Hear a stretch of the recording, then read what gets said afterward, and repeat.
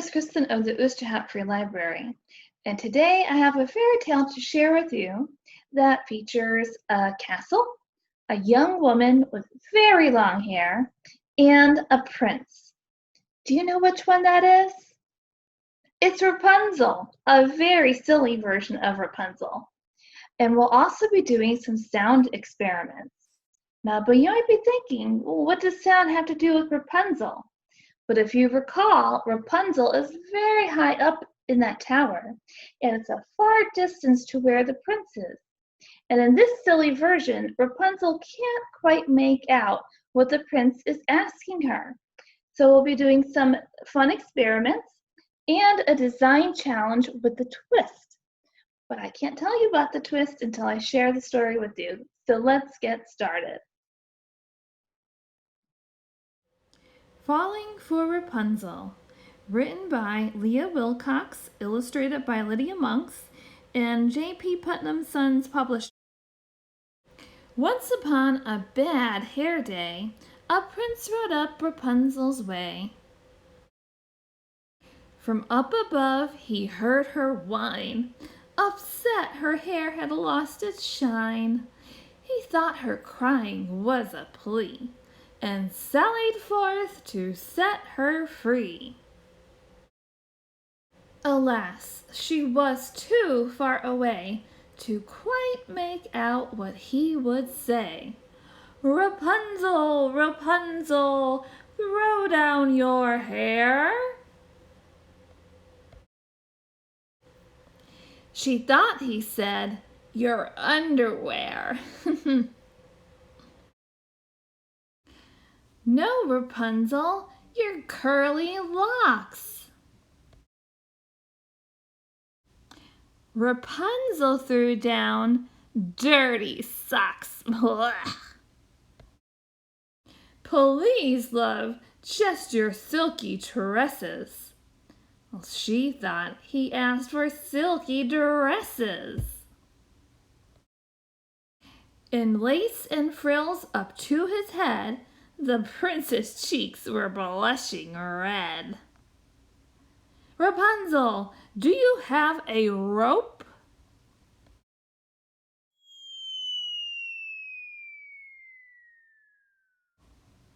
Rapunzel dropped a cantaloupe. Not quite what the prince had in mind. It burst in pieces on his head. Oh, bad catch, Rapunzel said. Perhaps, he sighed. This is a test. And bound by love, he did not rest. Okay, Rapunzel, how about twine? Well, we see a ball of something in her hand. And we see her looking at her pig. What will she pick? She heaved out her blue ribbon swine. By now, the prince was feeling hammered, not to mention less enamored. He growled up, Do you have a ladder? Rapunzel tossed out pancake batter. It covered him from head to toe, and she yelled, It's better cooked, you know. At this, the poor prince had a cry, then cupped his hands for one last try. Rapunzel, Rapunzel, let down your braid. Confused Rapunzel pushed out her maid. The maid fell squarely on the prince, quite pleased with the coincidence. She nimbly jumped off his lap, and soon revived the flattened chap. Then smiling said, For what it's worth, you'll find I'm really down to earth. His young heart thrilled, he gave a hoot, for what was more, the maid was cute. Rapunzel watched them ride from sight. I'm glad I finally heard him right. I hope if they come back for more, they'll think to knock on my back door. That was one silly story. She had a back door the entire time, and those things she was sending out the window, boy, she could not hear what the prince was saying. But why couldn't she hear it? Well, how do we hear things?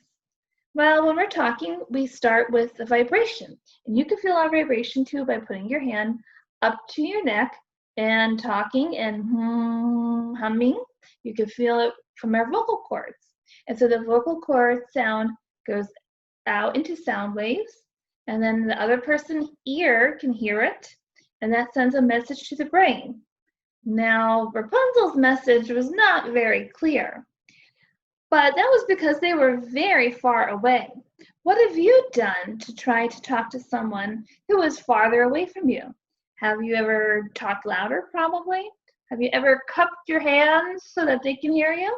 Or perhaps you've even used a piece of paper or a paper towel tube to try to get them to hear you. If you haven't, then I suggest that you do. Kind of fun. But it works because the sound waves are getting amplified, so it sounds louder, and they are bouncing off the inside of the paper towel tube, and it causes some vibration. So it makes, even though you may not be talking louder, the other person can hear it a little bit more clear. Now here's an experiment that you can do, again with the paper towel tube and a metal pan, and you need a partner for this. So what you're going to do, instead of talking louder, you're going to actually whisper, okay?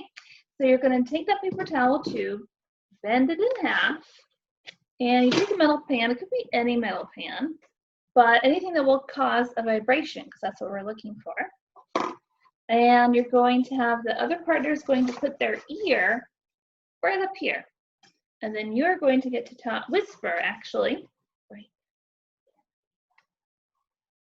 So you can pause the video and try it out.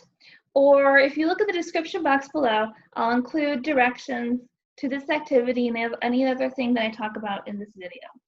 So that's pretty cool. But that's not all I have to show you for some sound activities.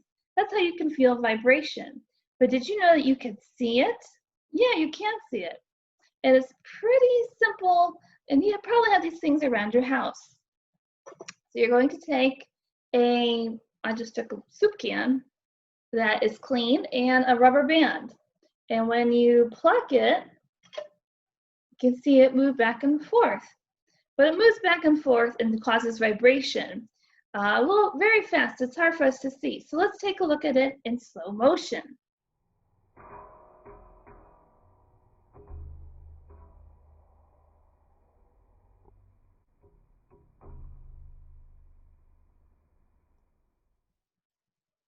Pretty cool, right? Well, there's another way that you can also see sound by vibration. And this is going to require just a few things that you will have lying around your house. You're going to need some plastic wrap, a bowl, and you're going to need something metal pan and something to hit it with. You're going to make a little bit of noise here. And you can use salt, I recommend that. Sprinkles, if you have sprinkles for cookies, or even some rice grains. You could experiment with different things. And what you're going to do is put that plastic wrap right tightly over the top of a bowl. Let's take a closer look. So you want to make sure that the saran wrap is tightly wrapped around the bowl. And you want that so that the sound can cause the vibration to travel through the saran wrap. And then we'll see what happens. All right, so let's make some sounds.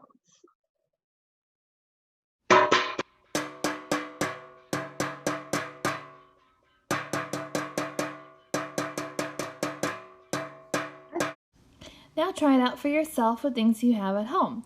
I'm using pepper just so that you could see it better on camera, but you could use sprinkles or sugar or salt or anything you might have around your house. So that's just a fun way that you can experiment with sound and actually see sound in motion. And for the design challenge, you're going to create Rapunzel's tower with a twist. Well, what was the twist in the story? She had a door there the entire time. So you're going to create your own tower and come up with a different way for Rapunzel to escape her tower. Whether it's a door like in the story, or maybe a rope or a ladder, or maybe she has a whole bunch of different windows or steps. That's entirely up to you. And it's very simple to put together. I'm going to use a paper towel tube like we used earlier before.